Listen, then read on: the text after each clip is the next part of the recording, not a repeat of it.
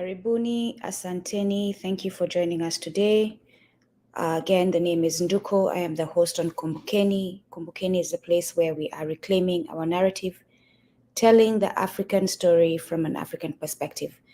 The sessions we are having on Fridays are our political, history, social, and civic education sessions. We have them every Friday at 10 a.m. Eastern Standard Time. I believe that is 7 p.m. East African Time, and that should be 5 p.m. South African Time. We have them again every Friday for the next few months until we are done with the curriculum as I have it set up, or at least we're done with going through all the books. Please, again, like, subscribe, and hit that notification bell to be alerted when we go live. And also share Kumbukeni, our channel, and our videos with your friends and your family so that we can reach more people with the information that we are sharing. Today's lesson is going to focus on chapters 1 to 6 of the New Confessions of an Economic Hitman by John Perkins. We're going to look at what an economic hitman is, what their roles are, analyze the role of multinational corporations in underdeveloping Africa, because that is essentially the role of the economic hitman, to fulfill the interests of the multinational corporations under the disguise, or also of the expansion of imperialism under the disguise of representing multinational corporations.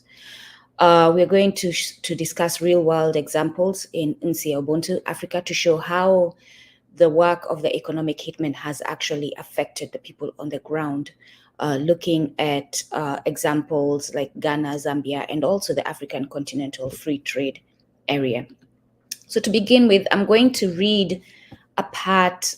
This is in chapter 1 of the New Confessions of an Economic Hitman by John Perkins. This is a part that resonated with me and always sits with me. And for those of you who've read this book, when you get to this part, you can actually see what John Perkins is struggling with and understand why he wrote this book, but also understand the depth of the evil, I'll call it, for lack of a better word, actually just plainly simple, the evil that economic hitmen represent. In today's world, I would actually classify Bill Gates as an economic hitman.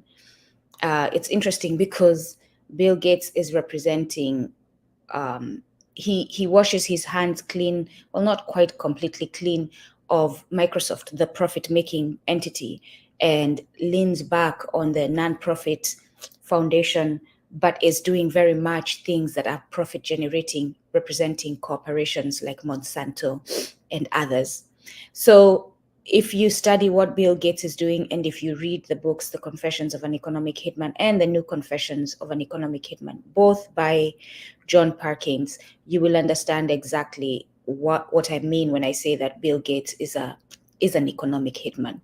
The difference between the Confessions, or at least from my perspective, the difference between the book The Confessions of an Economic Hitman and The New Confessions of an Economic Hitman, John Perkins explains in the new one that he was sitting with, I guess it was a family friend. Once he had finished, he had already published Confessions of an Economic Hitman, and this gentleman approaches him at a restaurant and says to him, "I have read your book, but one thing you did not do," and the gentleman works with the banks, "is you did not show how the same thing economic hitmen do outside of the United States, they're doing within the United States." And therefore, in the New Confessions of an Economic Hitman, he shows how within the United States, the corporations are essentially oppressing the people and subjugating them through phony economic investments. And for example, the debt crisis, right? Lending people debts that they know very well they're going to default on. We're talking about the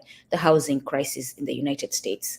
I believe it was in 2008. I don't think it has still recovered. There are many people who are still struggling with that situation.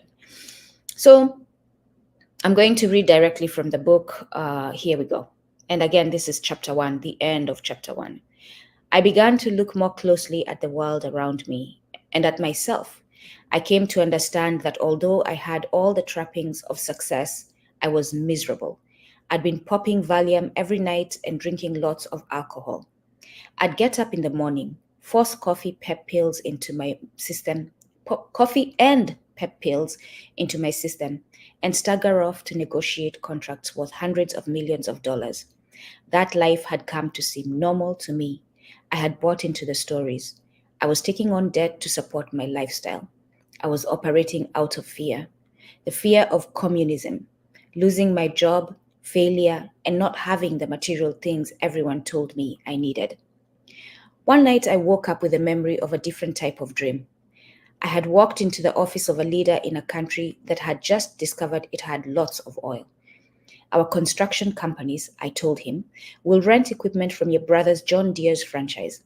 We'll pay twice the going rate. Your brother can share his profits with you. In the dream, I went on to explain that we'd make similar deals with friends of his who owned Coca-Cola bottling plants, other food and beverage suppliers, and labor contractors. All he had to do was sign off on a World Bank loan that would hire US corporations to build infrastructure projects in his country.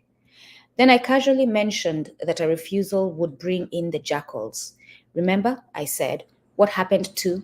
I rattled off a list of names like Mossadegh of Iran, Abetz of Guatemala, Allende of Chile, Lumumba of the Congo, Diem of Vietnam. All of them, I said, were overthrown, or I ran a finger across my throat. He's running a finger across his throat, signifying killed, because they didn't play our game. I lay there in bed, once again in a cold sweat, realizing that this dream described my reality. I had all that. I had done all that. It had been easy for me to provide government officials like the one, sorry, hold on.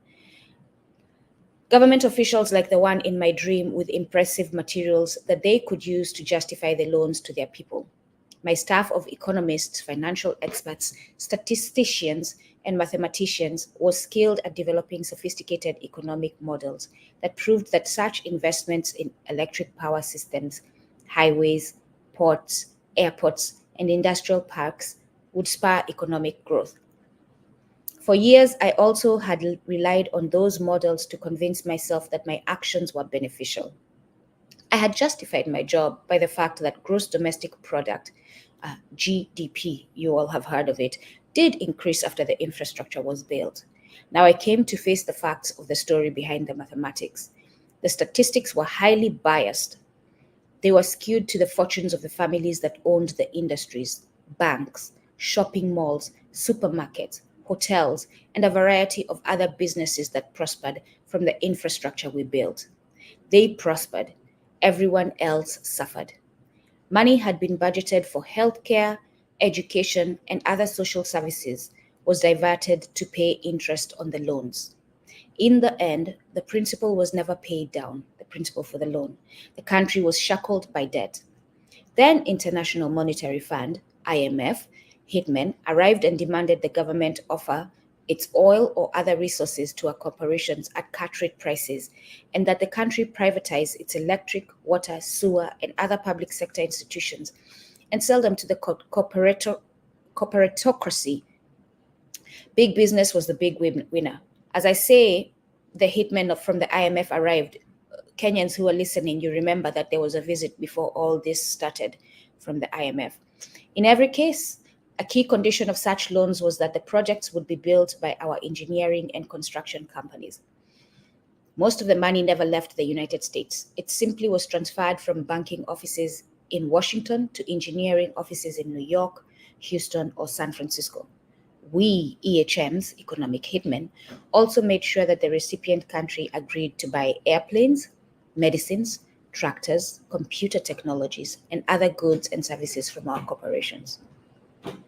Despite the fact that the money was returned almost immediately to the corporate members of the corporatocracy, the recipient country, so despite the fact that the money was paid almost immediately through all the shenanigans, the recipient country, the debtor, was required to pay it all back, principal plus interest.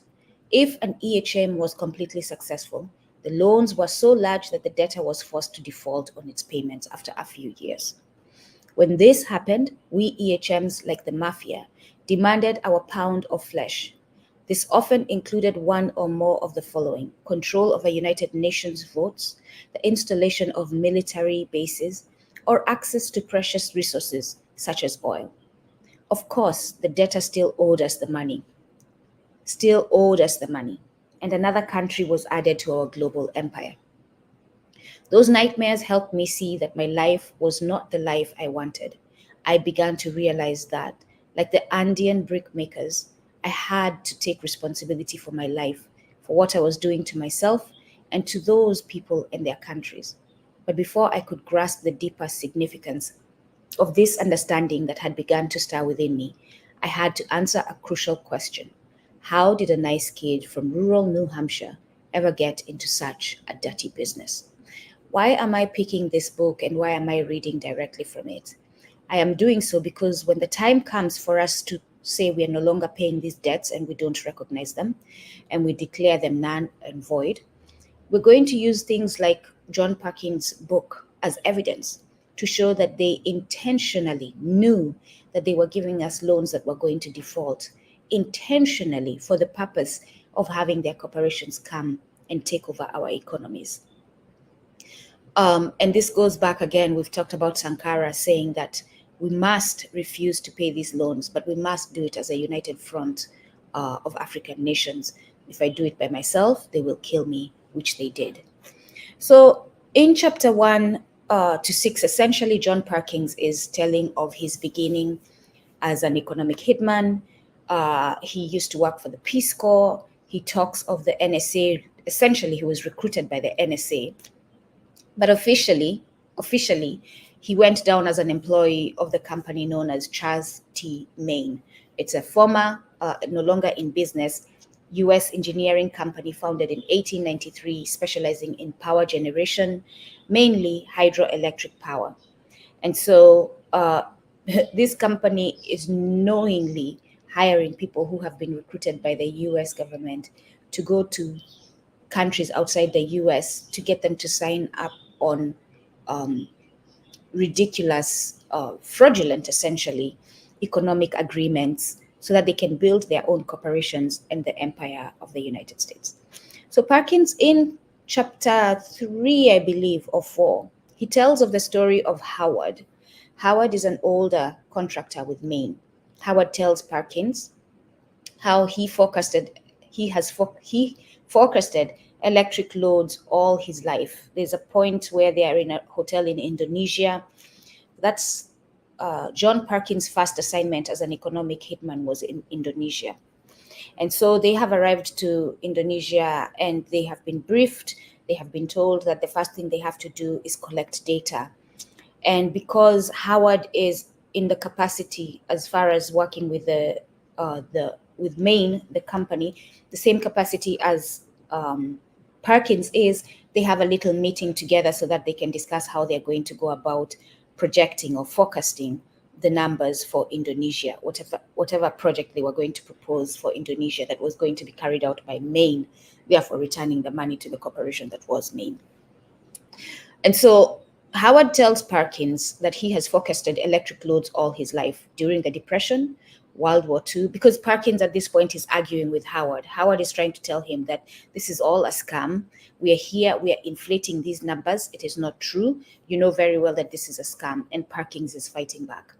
And so Howard tells him that he has forecasted electric loads all his life during the Depression, World War II, times of bust and boom, which mean times of bad fortune and good fortune, yet no electric load ever grew by more than 7 to 9% a year for any sustained period, and this was the best time.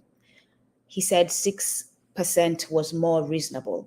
Perkins admits that part of him believed Howard, was right, but he could not accept it because he was being defensive.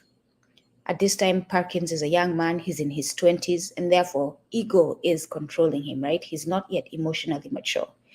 So Howard basically tells Perkins that he will not focus the numbers that he knows are not factual. Perkins ends up giving a high economic forecast, so contradicting Howard's forecast for the Indonesian power project, and Howard takes mysteriously ill. After he gives in his numbers, he takes mysteriously ill and is sent back to the US. Perkins tells that Howard's parting words to him before he left for the US were, "No need," open quote, "no need to cook the numbers. I'll not be part of the scam, no matter what you say about the miracles of economic growth." So at the beginning, he's already being haunted by this realization, or being informed by someone who had been working for the industry for a long time, that what they're doing is actually wrong. So the demons that were eating him from inside, that led him to writing these books, have started their work at this beginning, right at the beginning. And he admits that he believed Howard was telling the truth, but at that time he was not ready to confront the truth because he's just gotten this cush job. He's making a lot of money. He gives his story in the Confessions of an Economic Hitman. When he was young in high school, he was not popular. He did not get the girls. He had a rough upbringing as a child. And in fact, he says that this upbringing, the way he came up, the way he struggled, and the decisions that he made in life was the reason why the NSA recruited him. So in other words, the NSA found it ideal to recruit someone who did not have a good moral compass. Like that was an ideal person for this role. What is an economic hitman? We've said this before. An economic hitman is a professional who convinces developing nations to accept large loans for infrastructure projects benefiting corporations while indebting the country. So again, Bill Gates is an economic hitman. For those of you who think, those of you in Africa, in Nsi Ya Ubuntu, who want to celebrate the fact that you are fellows with the Gates Foundation, just know who you're serving. And what your role is in underdeveloping your own countries and oppressing your own fellow Kenyans. So these loans lead to unsustainable debt, forcing nations into dependency and compliance with political and economic demands. So these nations are going to be dependent on loans forever. It's going to be a cycle of always asking for money. It's like the kid who cannot get a job, right? They're under the parents and they're always getting pocket money and they always spend it. And therefore, they can never generate it because they cannot have a job and they have to go back to their parent. This is where we have been reduced to, what we have been reduced to, African nation, a child under the parent's care, right? The imperialist nations being the parent. And therefore, because we cannot generate income, not entirely at our own fault, not entirely, I will say entirely, because part of it is a big part of it is our fault, because we could say, like Thomas Sankara said and did, we could say no more. We could literally today, African nations could gather at the African Union and decide no more to imperialism. They could do that very well, but they're not doing that. So part of it is their fault. But a big part of it is the imperialists intentionally putting them in situations. Like you saw, once the nation defaults, the IMF sends its crooks and they come and they tie your hands with all these conditionalities. So we're seeing debt being used again. The book focuses a lot on debt and how it is used through these economic hitmen to control African nations. Not just African nations, the book shows about South American nations, but my focus, being an African, is on African nations. And I encourage you all to read the book so that you can see how others are also exploited in this way. So we're going to look at some examples, and we're going to start with Zambia. To see how debt is used to fund infrastructure, right? That's how they sell it to us. And that's how your leaders come to sell it to you when they've had those meetings that they have. For example, the latest one that they had in China. So the debt is used to fund infrastructure, but it has led to economic hardship and reduced government spending on social services. Because once the IMF comes, they say that that money, you need to take it and pay this loan. Despite the fact that they know that already at the point of acceptance, once the infrastructure has started being built, that organization, that nation is already generating income, is already getting paid. The loan is already getting paid, but they're not going to let you know that.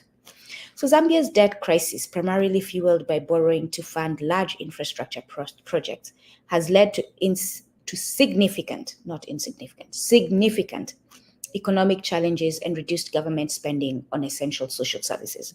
The country's public debt ballooned to over 20 billion by 2022, much of which, when you sit and think about these numbers, like the reason why I get so upset at African leaders is because if they truly had integrity, they would sit, look at the numbers of the loans and the debt, right?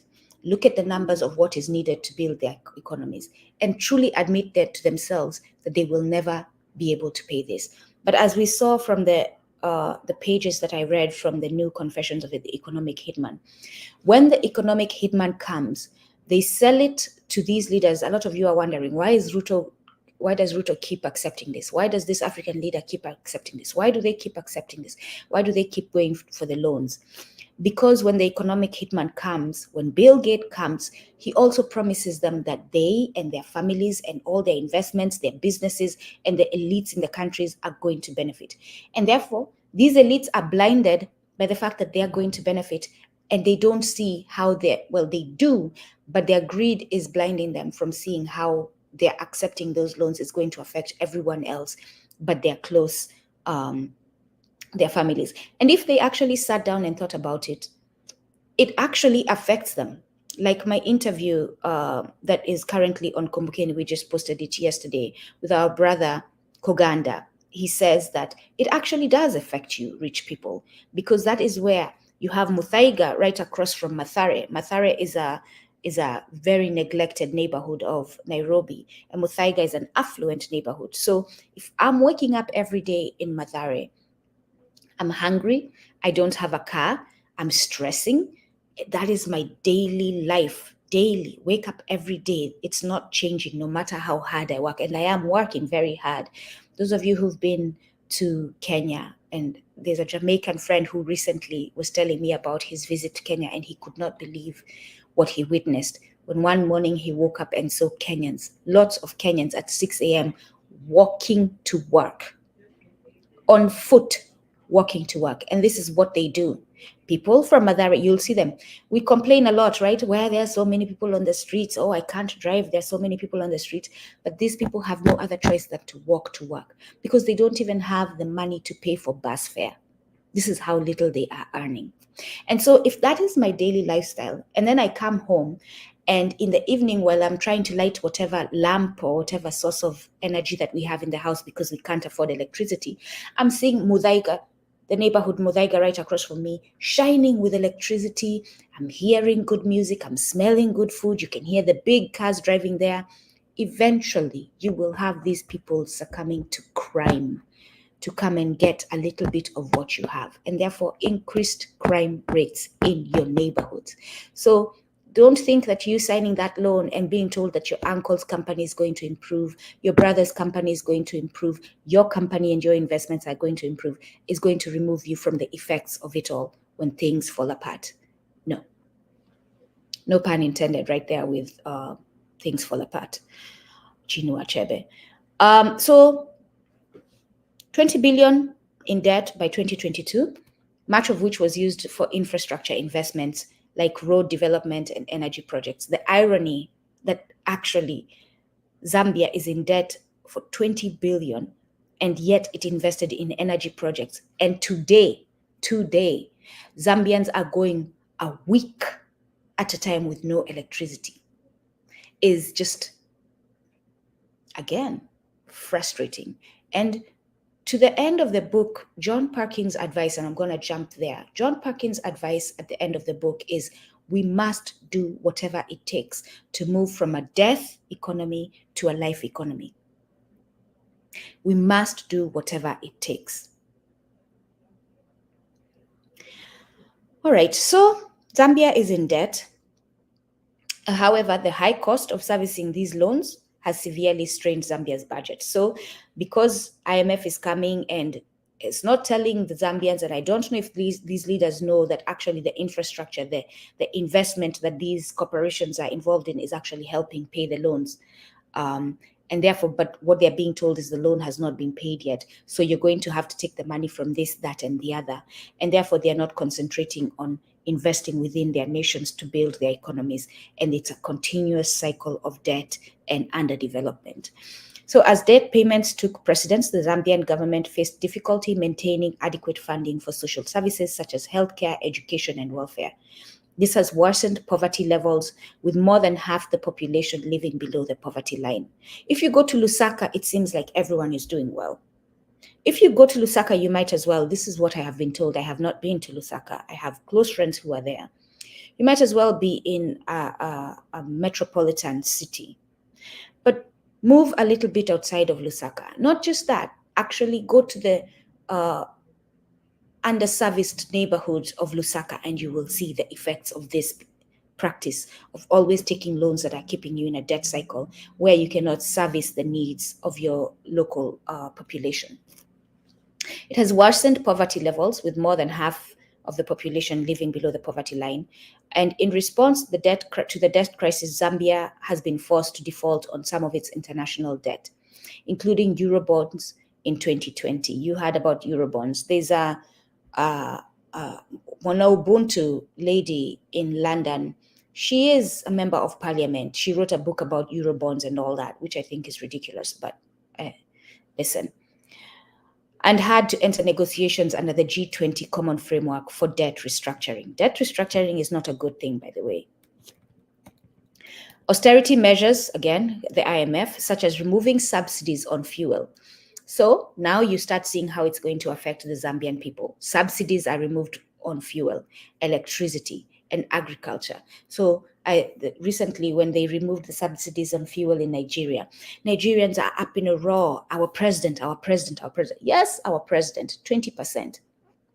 But 80% of that is not your president. It's the multinational companies that I witnessed recently in a video where Bill Gates walked into a room talking about GMO, this and that, and Nigerians were clapping and ululating. It's you as well. Actually, let's take 15% is your president's fault, but 5% is your fault. 5% is your fault, the people, for being so blind to what is actually happening. 5% is, and out of that 5%, 4% is the elite's fault. 1%, I will give it to the people, because the people, what you can do is stop electing these leaders. What you can do is push and force for these leaders to say no to the IMF and to Western corporations, to Chinese corporations, let's not forget them, to Middle Eastern corporations, to Indian corporations. It's not just the Mzungu, as you have all seen. So 1% is our fault, the masses. 4% is the elite's fault, because the elites are the ones in that room with Bill Gates clapping and ululating, because they're the ones accepting these loans because they're going to help them and their brother and their sister. And then the rest is the president, and then the big majority is the corporations. So you have delays in securing debt relief, right? You're removing your subsidies on fuel, electricity, agriculture. We're talking about you can't even subsidize farmers, so you cannot support them when there's drought to give them government subsidies that can help them. So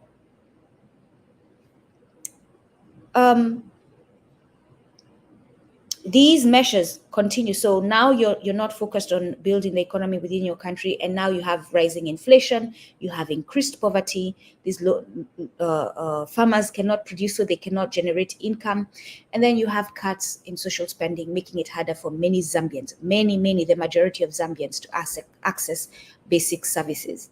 Like we said, the Kenyans are walking on the street to work, from Mathare to city center to go to work and get paid whatever they're getting paid. So they don't even have access to paying for a matatu.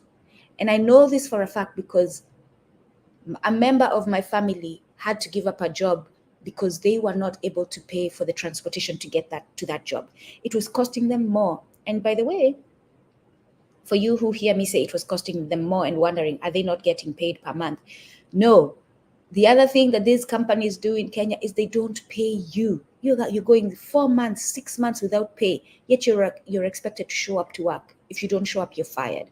So this is, again, it affects the majority of Kenyans. While you have the people I see on Instagram driving their Range Rovers, showing up in fancy restaurants, Kenyans, and we are all coming in the chat commending them for their hard work and their success, yet it is at our cost that they are that successful. So it is time for us to wake up and start looking clearly, take off the blinders that have been put in our eyes, start looking clearly at what exactly is the cause of our plight. Let's look at Ghana. Zambia is not the only one. And by the way, just because I pick these two countries does not mean that other countries, I have mentioned Nigeria. In other sessions, I've mentioned Kenya. So today I said, let me look at other countries outside of Kenya. But always, because I am a Kenyan, I'll always return back to Kenya because that is where I actually have experience, real life experience of how this situation is affecting us. And therefore, I always go back to Kenya. So in Ghana, it was the energy sector. Again, Ghana's energy sector has fallen into a debt trap largely due to foreign loans used to finance power plants and energy projects, which is a shame because for those of you who have read The Struggle Continues, you saw how Nkrumah had set up Ghana to be on a good trajectory as far as energy. But Ghana, selfish people in Ghana helped the CIA hold a coup against Nkrumah. Nkrumah was taken out of leadership, and here you are now. Let's talk about you. The country's debt issues stem from expensive power purchase agreements, PPAs, with independent power producers, IPPs. These agreements, which are often on a take or pay basis, mean that Ghana has to pay for power even if it does not use it. This has led to an accumulation of debts as the government struggles to meet its financial obligations to the IPPs. So, as a result, Ghana owes about 1.5 billion to these producers, making the energy sector one of the biggest contributors to its national debt. Additionally, the energy crisis in Ghana is exacerbated by a mismatch between power production costs and consumer tariffs, leading to a shortfall in revenue. So these infrastructure agreements you get into with these loan sharks, or whatever they are, EHMs, Economic Hitmen, they don't even benefit you. You can't even generate revenue. Going back to Kenya, you have the SGR. The SGR has been built. It spent so much money to build it. And you have the nerve to charge foreigners $10 a ticket from Nairobi to Mombasa. How is that going to make you income? How is that going to generate revenue? I mean, I have been a passenger on SGR celebrating how cheap it is, right? 100% celebrating. But if I am being charged, the train ride from Nairobi to Mombasa is 5 hours. The train ride, I'll give an example, from DC to from New York to DC is 3 hours. On a good day, you will pay $10, but regularly it is anywhere from $50 to $100 and some dollars to go from New York to DC. So why are you in Kenya for a 5-hour drive, knowing very well that you took a loan to build this infrastructure that is giving this ride? Why are you charging little? Why are you charging $10 to people who are coming to your country with dollars, which means they're going a long way? The fare from Nairobi to Mombasa for a foreigner who has dollars, who earns dollars as their living wage, makes their living, their income through dollars, should at least be $100. Honestly, how much are you paying for the flight from Nairobi to Mombasa? The flight. Take that amount and then see how you can adjust it to the railway. And I'm not talking about Kenyans, by the way. I'm talking about the tourists on this SGR. Why? Because at this point, Kenyans have already been affected by these economic criminal agreements. So we're trying to have you, who is a member of these governments who are doing this to Kenyans, be the one who covers this cost.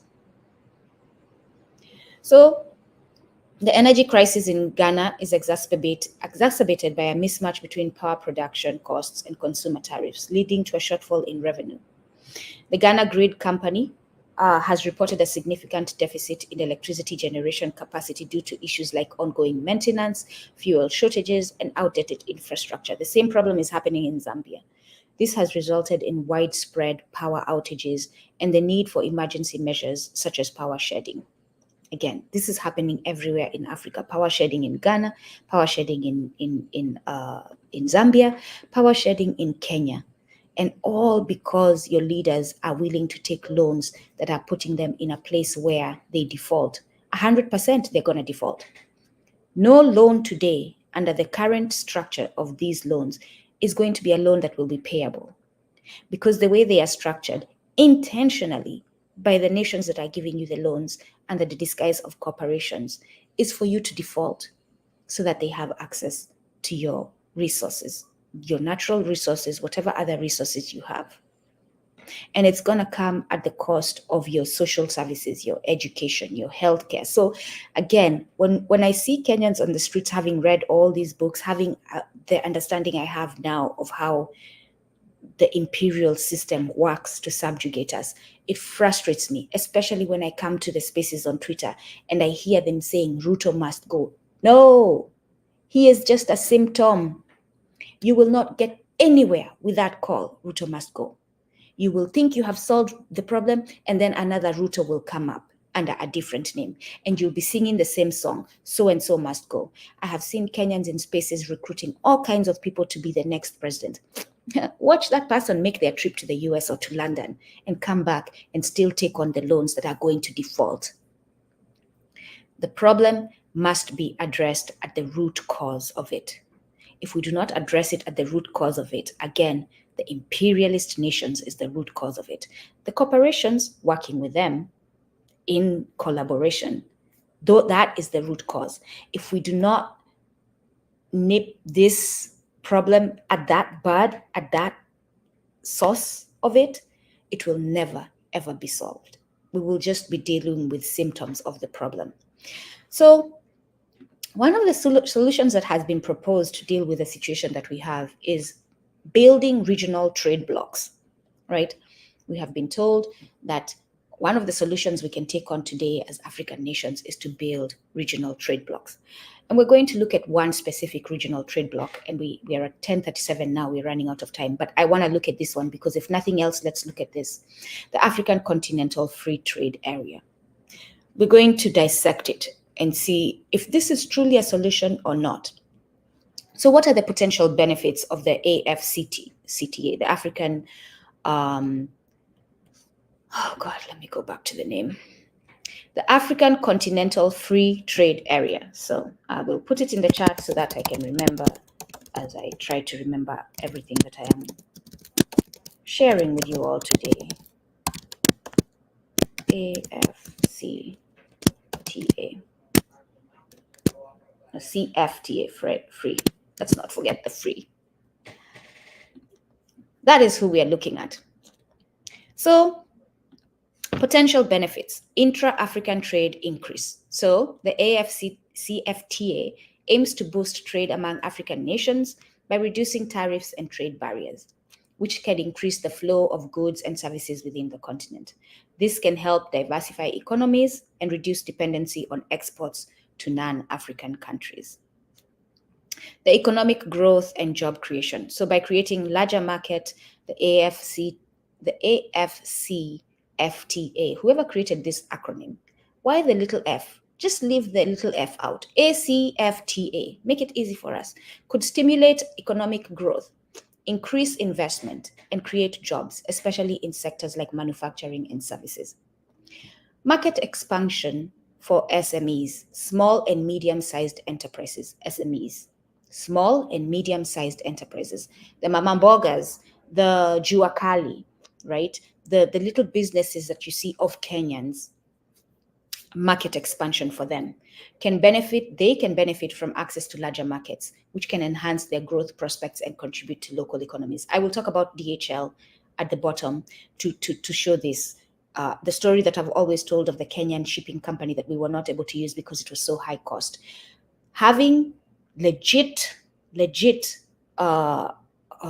regional blocks, trade blocks, can help that company have access to my business as opposed to me taking on business with DHL. Improved infrastructure and industrialization. The need for better connectivity to facilitate trade could lead to improved infrastructure development, which in turn supports industrialization efforts across the continent. So if Kenya is not busy signing up trade agreements with China, where they're going to come and build SGR, and then they're caught in a situation where they're not able to continue the project to Uganda, to wherever else that the railway can go, and now they're busy paying up China and dealing with negotiations with China. If they were not in that position and they had sent the imperialists goodbye, and imperialists, by the way, China is one of them. Let's not make a mistake and think China is not one of them. Yes, they are one of the imperialists. And they focused on growing economy within Kenya and within Nsi Ya Ubuntu, Africa, then they would have a chance at expanding infrastructure. We would be able to build a railway from the north to the south. And what that enables us to do is have trade within the continent, move resources within the continent, move food, move products within the continent, and have a booming economy. So collective bargaining power, a unified African market can enhance the continent's bargaining power in global trade negotiations. So if our economies are strong, if our currencies are strong, the US cannot come and treat us like children. We are no longer children under our parents' care. We are now adults who've moved out of our parents' house. We have our own jobs, and we make decisions for ourselves. And when we sit down with our parents are looking at us with that respect and honor. We have earned our adulthood. We have earned our independence. They're not coming to talk to us like the children we were back in the day when we lived with them. So an analogy that I hope is hitting home to help you understand exactly what kind of state we are in Africa as far as being subjugated. So whether the AfCFTA will help or harm Nsi Ya Ubuntu Africa depends on how it is implemented and managed. That is the important part. Whether these regional trade blocs are going to help depends on how they're implemented and managed. If African nations can maintain sovereignty over their economies, prioritize local industries, and use the trade bloc to strengthen internal development, it can be a powerful tool for growth. All right? So those are the conditions for it to be a solution. Otherwise, it's not a solution, is what we are saying. So while the AfCFTA aims to create a single market for goods and services, there is concern that it could primarily benefit multinational corporations over local Nsi Ya Ubuntu business. And this is where the problem comes in. Multinational corporations are poised to capitalize on the opportunities presented by the AfCFTA. It says Africa, but it's not benefiting Africa. Which is why it's even more frustrating that they have that little F. You're not even, just have A. Due to their already established infrastructure, financial power, and capacity to navigate complex regulatory environments. And let's not forget their little buddy, their little cheerleader, the IMF and the World Bank. These corporations benefit from the AfCFTA's potential to create a large, interconnected market, making it easier to scale operations and distribute products across borders. In contrast, many local African businesses struggle with access to capital, inadequate infrastructure, and complex local regulations, limiting their ability to compete on an equal footing. So the business in Nairobi, the shipping company that we reached out to, has no chance as far as competing with DHL. I am a committed Mwana Ubuntu as far as supporting businesses that are ours. And even in that situation, I could not support my sister and brother back in Kenya because financially I did not have the money to pay for that shipping. So it's not that we don't want to support our Black businesses. It's that we're in a situation, all of us, that is so messed up that we can't even support each other. And it starts right there. Like if you're digging for the potatoes, go all the way in. For those of you who've grown up in Africa, you know the jigger, right? The bag, it's a jigger. Let me put it in the chat, jigger. For those of you who want to go Google jigger. It's a bag, B-U-G. And I don't know if it's an insect. I have to stop and remember my biology class, whether it has 6 legs or not, and whether it has a thorax and all that. I digress. And YouTube has rejected my comment, jigger, despite the fact that I'm talking a bag. So let's see whether we correct that. They will accept it. This censoring, nonsense. Oh, they accept it when I say the bag jigger. All right, I get it. Jigger has been used as a derogatory term, but seriously. Anyway, I digress. For those of you who've grown up in Africa, you know the bag jigger. And if you're walking around barefoot, it's dusty in your area, all of a sudden your toe, your big toe is itching, and you're wondering what is wrong. And then it starts swelling, and you can't even put on your shoes. And it swells into this massive infection, and you have pus in it and all that. And I remember my brother had this when we were children, and my mom had to sit him down. We held his hands, his legs, and everything, and my mom had to dig. You have to literally dig the digger out of that hole. And you have to get we call it kanyinya in Kikamba. You have to get the mother, the one who came in and lay all those eggs and had all those babies that have made your toe swell and be infected. You have to get the mother out if you're going to heal that wound. So we Africans have to get the mother of our problem out so that we can stop having swollen jigger toes. Bad economy. All right. How is currently the AfCFTA affecting Nsi Ya Ubuntu? Because it's not being managed by sovereign nations, because it's not being managed for us. Agriculture. Companies like Olam International and Unilever have significant operations across Nsi Ya Ubuntu. Their presence and resources allow them to dominate agriculture value chains, often at the expense of smaller local agribusiness. Let's not forget Monsanto in that list, right? Bayer now is currently the owner of Monsanto. Pharmaceuticals, multinational companies like Pfizer and Johnson & Johnson are better positioned to benefit from the AfCFTA's harmonization of regulations and standards, allowing them to expand their market share across the continent. Automotive industry, can manufacturers such as Volkswagen and Toyota, you see Toyotas all over Kenya and wherever else you are in Africa, which have established assembly plants in several Nsi Ya Ubuntu countries, stand to gain from reduced tariffs and easier cross-border trade. Technology and telecommunications, you have the tech giants like Google and Microsoft that are expanding their investments and partnerships in Nsi Ya Ubuntu, leveraging the digital transformation initiatives tied to the AfCFTA to increase their footprint. Let's go to DHL, right? I was talking about DHL. DHL benefits from the AfCFTA primarily through its ability to leverage a unified market for expanding its logistics services across the continent. The AfCFTA, the African Continental Free Trade Agreement, free not for Africans, but for everyone else but African, aims to create a single market for goods and services across 54 Nsi Ya Ubuntu nations, reducing tariffs and streamlining customs procedures.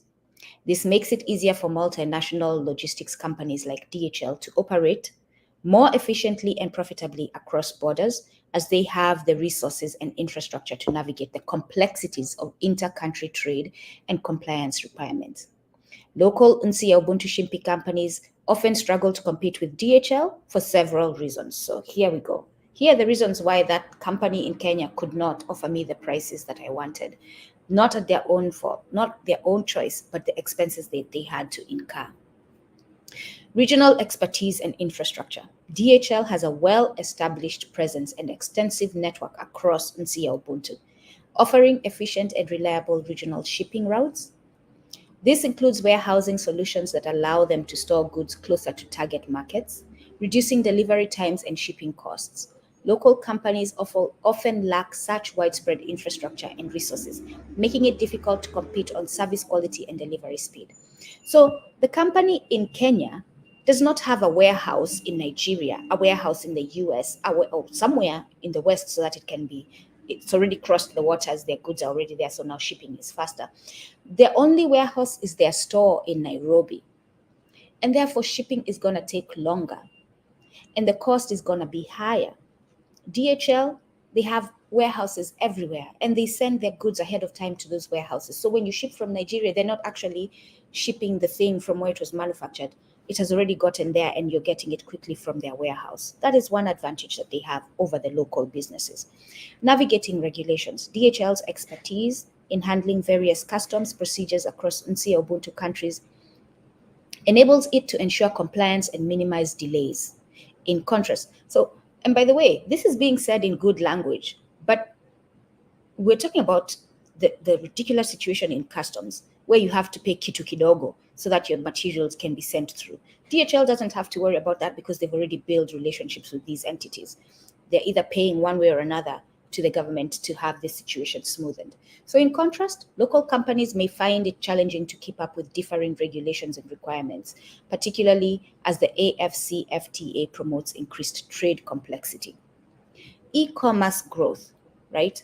Those of you who want to keep talking about e-commerce, inviting me to different events on LinkedIn that I keep rejecting because I'm not about to join your capitalist events. The rise of e-commerce in Nsi Ya Ubuntu is creating new opportunities for logistics providers. DHL, with its advanced digital infrastructure and experience, is better positioned to capitalize on this growth compared to local players who might not have the same level of technology integration and capacity to handle large volumes of shipments. So you have offices with internet, and you have computers, multitudes of computers in your offices. This little company in Kenya has only one computer, if it has a computer, and they're struggling to pay for the internet. So they have no chance as far as competing with you. So DHL can charge less for shipping overseas from Africa compared to local African shipping companies because of all those examples that I gave. So let's quickly, before we close, the benefits of having a regional trade bloc, if it is done with sovereignty in mind, and we have kicked out the imperialists, is we strengthen economic ties with the reduced dependency on foreign markets, and we enhance collective bargaining power. So collective, you hear me, I keep talking about collective because our solution in Africa really is our uniting. These 54 nations have to come together as one federated state and operate as one federated state, knowing that they still have their own state laws and their own state sovereignty and their own state governance. But in order to have a powerful front, they have to come together as one federated state. You want to talk about the United States, the best nation in the world, the United States, they're powerful. And yet Africa, when we say to you, we have to come together as a federated state, you look at me like I have two heads. What do you think the United States is? The United States of America is a federated state of different states that are completely different and run completely differently economic. California has a huge economy compared to the Midwest states that don't have as big as an economy as California. California is not worried about sending their money to those states. California is not worried about those states telling them what to do, but they're still a part of the United States and they're still governed by the federal laws of the United States and still operating under one currency, the US dollar. And when we propose the same for Africa, you all want to look at us like we're crazy. And yet you're holding up the US as a genius nation. Again, we must look within to find the solutions for our problems because we are a big part of our problems. So how can African nations avoid the debt trap while pursuing development? So domestic resource mobilization, tax reform, strengthening tax administration and broadening the tax base can significantly increase domestic revenue. We're not talking about based on what the IMF is telling you. By closing loopholes and reducing tax evasion, right, countries can generate more resources internally rather than relying on external borrowing. Who's evading tax in Kenya? The elites, the multinational corporations. They're not paying their equal share of taxes. If we say, for example, all right, Unilever, you want to operate in Kenya, but this is the amount of taxation we're going to put upon you. You'll see quickly, they'll either leave, and if they pay the taxation, our economy will start growing back. Like the underdevelopment will flip and become development. But knowing these nations, knowing these multinationals, they would rather leave than pay taxes in Kenya. And again, we knowing that, and I hope more of you start coming to that realization, should be a cue for us to say that you cannot operate in Kenya. Natural resource management. We're talking about domestic resource mobilization. African countries rich in natural resources can benefit from better management and negotiation of extraction contracts. So the contracts that we're signing with them, we're not saying you cannot get our resources. We're saying They have to be under our own terms. We ensure that the terms favor local economies and invest in value-added processing, which can boost revenue and reduce dependency on external debt. Another way to avoid the debt trap is promoting intra-African trade. The African Continental Free Trade Area aims to boost intra-African trade by creating a single market for goods and services. This can lead to economic diversification and reduce dependence on external markets. By focusing on regional trade, countries can develop local industries and create jobs, enhancing their economic resilience. So again, conditional. The AfCFTA has to operate as a sovereign, with us as sovereign nations, not accommodating multinationals. Otherwise, it's not a solution. Leveraging sovereign wealth funds. Countries with significant natural resources can establish sovereign wealth funds, SWFs, to save and invest surplus revenue. So this can provide a buffer against economic shocks and reduce the need to borrow. Examples include Botswana's Pula Fund and Nigeria's Sovereign Wealth Fund, which are used to manage excess revenues and fund development projects. South-South cooperation and alternative financing. So engaging with emerging economies like China, but again, India and Brazil. When we engage with them, it has to be on our own terms. We already know that China and US are not partners, right? They are not partners. They work together in many ways, by the way, to help their economies grow. But we know that they're not really friends. We know India is not really a friend of the West, and neither is Brazil.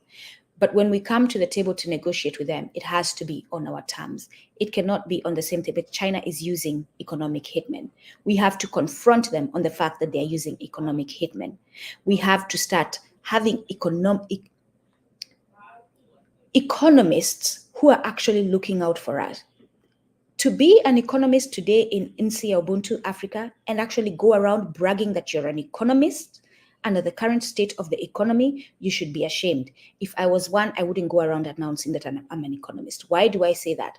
Because you are the people who should be advising these nations and saying to them, this loan is going to do this and that and this to you. And I apologize to the economists who are doing this.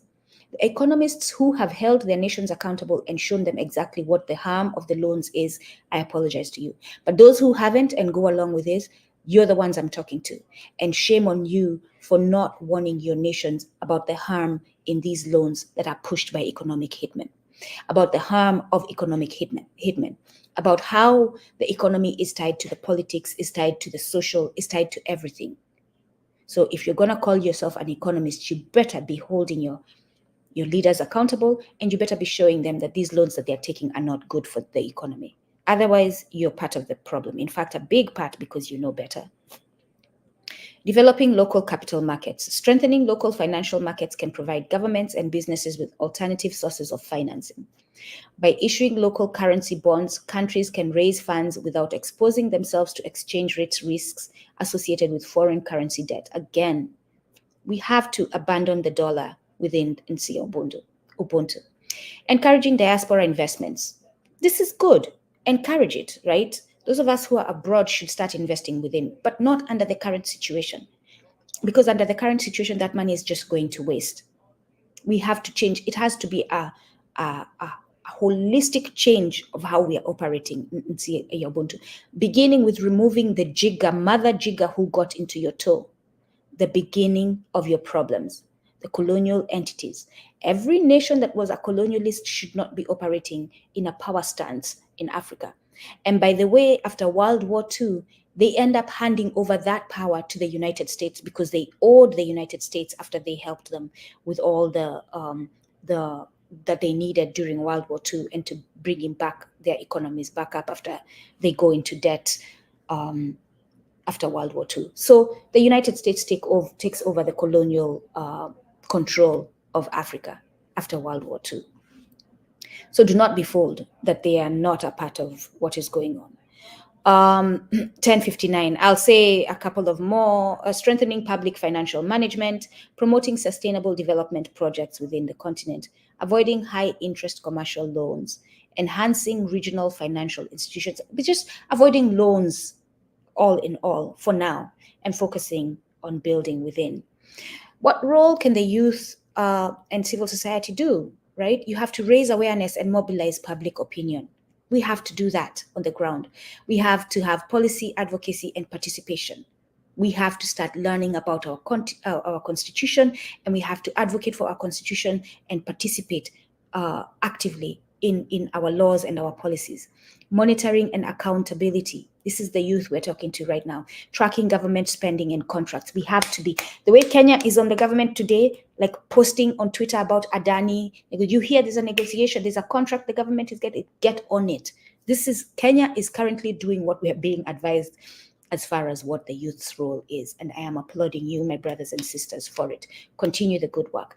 Whistleblowing and reporting. There's a Kenyan, I don't know if he's located in Kenya or in Belgium, who's the one who whistleblew on the Adani and Kenya agreement to take over the Jomo Kenyatta International Airport.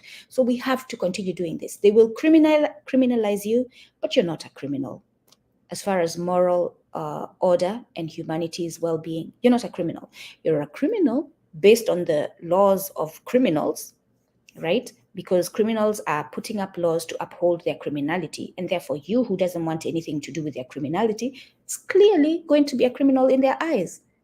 But we, the people, have to start seeing each other, especially those who are fighting for our well-being, as freedom fighters, essentially, not criminals. And when they are attacked, and in this moment, I'll take this moment to quickly, as we wrap up, mention African Stream that was recently shut down by YouTube, Facebook, and Instagram after Secretary Blinken put out a notice that African Stream was being funded by Russia.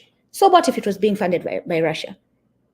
So what if African Stream is being funded by Russia? That's the question. Like we keep going in circles and saying, oh, they weren't being funded, oh, we are not being funded. So what if you're being funded by Russia? Right? And YouTube, you're going to tell us today whether you're a global entity or not. And this is where we push our own people. We cannot rely on the YouTubes, the Facebooks, and the Instagrams, because even if they would want to support, if they are held liable by United States law, and the United States is telling them you cannot operate with any entity that is working with Russia, then in this case, they have to drop African Stream because they would be breaking their own laws. And YouTube clearly wants to comply with their own laws. So what we have to do as Africans is start building for ourselves these infrastructures, these organizations, our own YouTube, right? I have mentioned OBT. I still want to see OBT doing better. I am not 100% happy with what I am seeing there. I want to see them doing better as far as advocating for us and standing up for us and being there for us and being transparent. And so those of us who decide to start these entities like OBT that are going to replace YouTube so that we can freely share our narrative, we have to be transparent and we have to be present and we have to hire. When we are given the opportunity to hire people to improve on what we are doing, we must take it. So we, the people, have the solution. We must bring our dollars to support these efforts to build our own systems so that we are not reliant on YouTube. Because like I explained, whether YouTube wants it or not, they're going to have federal agents knocking on their door saying, hey, you're supporting an entity that is, especially once Blinken puts it out like that, they can't do business with you. According to their law, they cannot do business with you because their law says, because Russia is an enemy, you cannot, as a US entity, operate with Russia. So then we have to ask ourselves, what are we going to do next to ensure that African Stream continues to bring us the news that it was bringing us? I hope this was informative. I hope that more than anything, the information that you have gotten is going to inspire you to take action, because that is what we need. And one action that I hope that we can all take is uniting beyond the borders so that we can stand as a united federal front. I thank you all.